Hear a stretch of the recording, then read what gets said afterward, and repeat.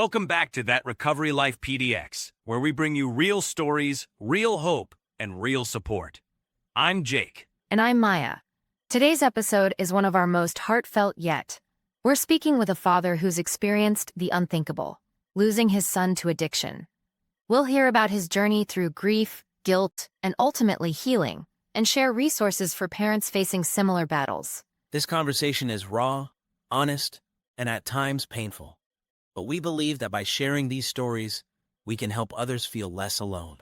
Let's welcome our guest, Michael. Michael, thank you so much for being here and for your courage in sharing your story. To start, tell us a little about your son, Ethan. Thank you, Maya and Jake. Ethan was a bright, kind kid. He loved drawing and playing music. He was my only child, and we were close. He had ambitions, but struggled socially in high school. Around age 17, he started experimenting with painkillers after a sports injury. It gradually spiraled. At what point did you first realize things were getting out of control? I noticed withdrawal symptoms, mood swings, irritability, then secrecy. I found pills hidden in his room. We talked. I offered help, rehab, therapy. He agreed and relapsed 4 times. Each time I thought, next time will stick, but it didn't. That must have been heartbreaking. When did the guilt set in? Almost immediately. I blamed myself. Didn't I supervise him enough? Should I have pushed harder? Should I have taken away his phone? My wife and I replayed every moment, every decision, over and over. It felt like our mistakes cost him his life. And then, tragically, Ethan passed. Would you share what happened? He overdosed at a friend's house. I got the call at midnight. By the time I arrived, it was too late. In that moment, all the what-ifs consumed me. Michael, in the months after Ethan's death, how did guilt and shame affect you? I couldn't sleep, couldn't eat. I woke up expecting to see him. At support groups, I felt I didn't belong. I'm not an addict. Why am I here? I was ashamed that my son died on my watch. I felt unworthy of compassion. What helped you start to move beyond that guilt? 2 things. First, therapy. Finding a grief counselor who specialized in addiction loss. He taught me that guilt is a natural response, but it doesn't mean I was at fault. Second, connecting with other bereaved parents. Hearing their stories, I realized no parent chooses this for their child. How did hearing other parents' experiences change your perspective? I stopped isolating. When I saw their eyes fill with tears as they shared, I thought, I'm not alone. We held each other accountable for self-care. Go to the gym, eat a meal, rest. Slowly, I reclaimed small bits of peace. There's often an internal narrative. I failed him. How did you reframe that story for yourself? I listed everything I did. Researched treatments, took him to meetings, sat with him through withdrawals, begged him to get help.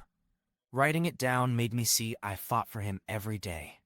The addiction was a disease. It wasn't a reflection of my parenting. For parents currently in the trenches, feeling helpless, what's your advice? Educate yourself. Learn about addiction as a disease. It's not a choice or moral failing. Set boundaries. Loving your child doesn't mean enabling them. Establish clear rules around substance use and consequences. Seek support. Join a parent support group. Al-Anon, Families Anonymous. You need people who understand your pain. Prioritize self-care. You can't pour from an empty cup. Therapy, exercise, hobbies. They're not selfish. They're survival. How do you recommend parents shield themselves from the worst of the grief? Acknowledge your feelings without judgment. Journal daily. Write letters to your child. Express anger, sorrow, fear. Cry when you need to. Then, do one small thing each day that brings you comfort. A walk, a cup of coffee with a friend, a meditation app. Where can parents turn when they feel completely overwhelmed? Grief counselors, specializing in addiction loss.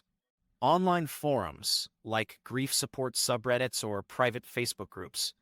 Crisis lines. SAMHSA's 988 Suicide and Crisis Lifeline. Dial 988. Family therapy, Rebuild communication with spouses and other children. Michael, what does healing look like for you now? Healing is a journey.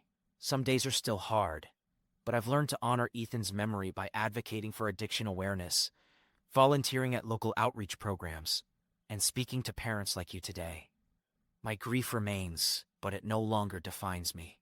Thank you, Michael, for opening your heart. Your story will help countless parents see that they're not alone and that recovery from grief is possible. For our listeners, if you're struggling with your child's addiction or with grief after loss, reach out. Help is out there, and you don't have to face this alone.